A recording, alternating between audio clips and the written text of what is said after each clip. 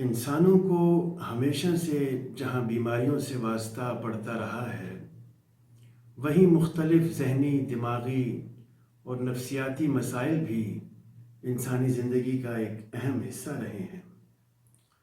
ایک محتاط اندازے کے مطابق اس وقت ہماری دنیا کی کم از کم آدھی آبادی کسی نہ کسی نفسیاتی مسئلے سے دوچار ہے۔ چونکہ نفسیاتی مسائل کو لوگ زیادہ اہمیت نہیں دیتے اور نفسیاتی مسائل کو نفرت اور تعصب کی نظر سے دیکھتے ہیں، لہٰذا بہت کم لوگ اپنے نفسیاتی مسائل کے حل کے لیے کسی مستند ماہر نفسیات کی خدمات حاصل کرتے ہیں۔ نفسیاتی مسائل میں مبتلا ہونے والے افراد اور ان کے اہل خانہ کی کوشش ہوتی ہے کہ وہ ان مسائل کو خود ہی کسی نہ کسی طرح حل کر لیں۔ لوگ اس سلسلے میں طرح طرح کے غیر مستند حربے آزماتے ہیں، مگر پیشہ ور ماہر نفسیات سے اس لیے رجوع نہیں کرتے تاکہ لوگ انہیں پاگل نہ سمجھیں۔ ان کے خیال میں ماہر نفسیات کے پاس صرف پاگل لوگ ہی جاتے ہیں۔ نفسیاتی مسائل کے بارے میں لوگوں کا یہ منفی رویہ صرف ترقی پذیر معاشروں ہی کا مسئلہ نہیں، بلکہ نفسیاتی مسائل کو ترقی یافتہ اور جدید معاشروں میں بھی بری نظر سے دیکھا جاتا ہے۔ دنیا کی کم از کم آدھی آبادی کسی نہ کسی طرح کے نفسیاتی مسئلے کا شکار ہے، مگر ان لوگوں کی صرف 1/3 تعداد اپنے نفسیاتی مسائل کے لیے کسی پیشہ ورانہ طریقہ علاج کو اختیار کرتی ہے۔ لوگوں کے ان منفی رویوں کا تعلق ان کے نظریات اور سوچنے کے زاویے پر منحصر ہے۔ زیادہ تر لوگوں کے نفسیاتی مسائل سے متعلق نظریات انتہائی غلط اور غیر حقیقت پسندانہ ہیں۔ ان نظریات کو بنانے میں سب سے اہم کردار سماجی اقدار کا ہوتا ہے۔ دنیا کے مختلف معاشروں میں لوگ نفسیاتی مسائل کو مختلف طریقوں سے دیکھتے ہیں، مگر تقریباً تمام ہی لوگ ان کا علاج کروانے سے صرف اس لیے کتراتے ہیں کہ کہیں لوگ انہیں پاگل نہ سمجھ بیٹھیں۔ نفسیاتی مسائل کا پیشہ ورانہ علاج کروانا باعث شرم سمجھا جاتا ہے۔ میری ایک پاکستانی تحقیق میں تقریباً 3500 لوگوں سے معلومات حاصل کرنے کے بعد میں اس نتیجے پہ پہنچا کہ پاکستان کی کم از کم 27% آبادی کسی نہ کسی طرح کے نفسیاتی مسئلے سے دوچار ہے۔ 64% پاکستانیوں کو نفسیاتی مسائل اور نفسیاتی بیماریوں کا ادراک ہی نہیں۔ جن لوگوں کو نفسیاتی مسائل کے بارے میں بنیادی معلومات حاصل ہیں، وہ بھی ماہرین نفسیات کے پاس جانے سے کتراتے ہیں۔ ان کے اس رویے کی وجوہات میں ان کا نفسیاتی طریقہ علاج اور ماہرین نفسیات پر عدم اعتماد، ماہرین نفسیات سے ہونے والے سابقہ منفی تجربات، مذہب پر مبنی منفی نظریات، نفسیاتی مسائل کی سنجیدگی سے لا علمی، سماجی طور پر بے عزتی کا خوف، شرم، خاندانی دباؤ وغیرہ شامل ہیں۔ میری ایک دوسری تحقیق کے مطابق، جس میں نے 500 پاکستانیوں سے سوالات کیے، پاکستانی اپنے نفسیاتی مسائل کو حل کرنے کے لیے جو تدابیر اختیار کرتے ہیں، ان میں اپنے دوستوں سے مشورہ لینا، مذہبی عبادات اختیار کرنا، ٹی وی دیکھنا، گانے سننا، چلنا پھرنا، سونا، اچھا کھانا کھانا، گاڑی چلانا، سگریٹ نوشی کرنا، انٹرنیٹ پر وقت گزارنا، خریداری کرنا وغیرہ شامل ہیں۔ پاکستان میں چونکہ زیادہ تر آبادی مسلمان ہے اور ایک لمبے عرصے تک ہندو ثقافت کا بھی حصہ رہی ہے، لہٰذا نفسیاتی مسائل کے بارے میں لوگوں کے نظریات زیادہ تر مذہبی روایات اور توہم پرستی پر مبنی ہیں۔ یہاں لوگ نفسیاتی مسائل کو مختلف ما فوق الفطرت طاقتوں سے بھی منسوب کرتے ہیں، جیسا کہ آسیب، سایہ، بھوت پریت، جنات اور جادو وغیرہ کے اثرات۔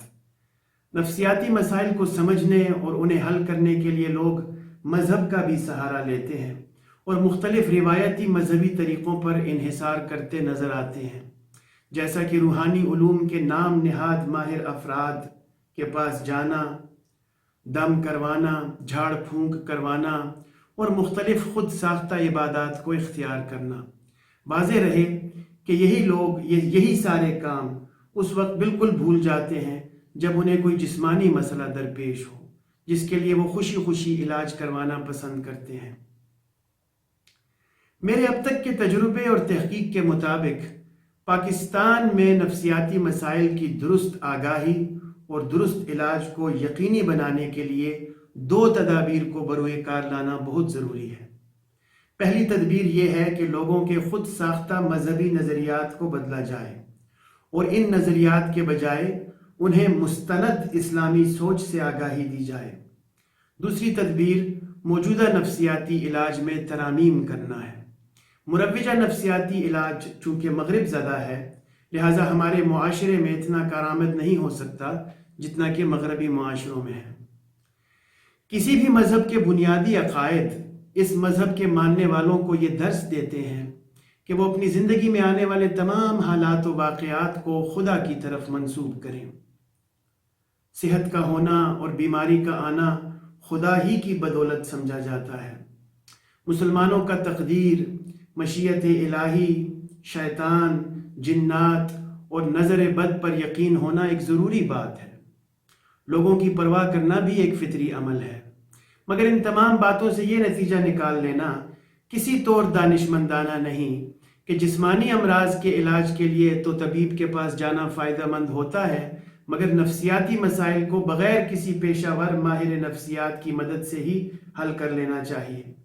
اسلام کسی طرح بھی مسلمانوں کو طبیب یا ماہر نفسیات کے پاس جانے اور ان سے علاج کرانے سے نہیں روکتا۔ البتہ اسلامی عقائد کا تقاضا ہے کہ مسلمان جب کسی ماہر نفسیات کے پاس علاج کے لیے جائیں تو وہ ماہر نفسیات ان کے بنیادی اسلامی عقائد کو تبدیل کرنے کی کوشش نہ کریں، جیسا کہ مغربی طریقہ علاج میں اکثر کیا جاتا ہے۔ مغربی طریقہ علاج میں کسی انسان کے کسی بھی نفسیاتی مسئلے کو خدا، تقدیر، شیطان، جن یا نظر بد کا نتیجہ نہیں سمجھا جاتا، مگر ایک مسلمان معاشرے میں یہ سب عقائد درست مانے جاتے ہیں اور مسلمان ماہرین نفسیات کو ان سے اختلاف نہیں کرنا چاہیے۔ مسلمان ہمیشہ سے نفسیاتی مسائل پر توجہ دیتے آئے ہیں۔ دنیا کے سب سے پرانے دماغی امراض کے ہسپتال مسلمانوں نے بغداد، قاہرہ اور دمشق میں بنوائے۔ قاہرہ کا اسپتال 14ویں صدی عیسوی میں مسلمانوں نے بنایا، جس میں 8000 ذہنی مریضوں کے علاج کی سہولت موجود تھی۔ یہ ہسپتال نفسیاتی مسائل پر تحقیق بھی کرتا تھا۔